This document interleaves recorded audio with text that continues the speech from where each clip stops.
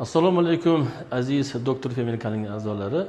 Bugungi mana navbatdagi bemorimiz Norin tumanidan bizga doktor Femil klinikasiga tashrif buyurishgan, ya'ni SOF amaliyotini o'tkazish maqsadida.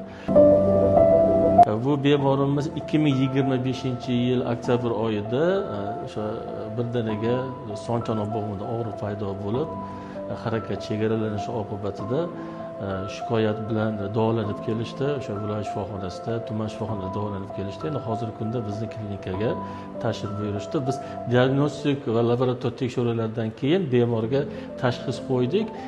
Ikki tomonlama son chanoq bo'g'imining aseptik nekrozi. O'ng tomonda 3-bosqichdagi aseptik nekroz, chap tomonda boshlang'ich bosqichi, ya'ni 1-2 bosqichdagi aseptik nekroz.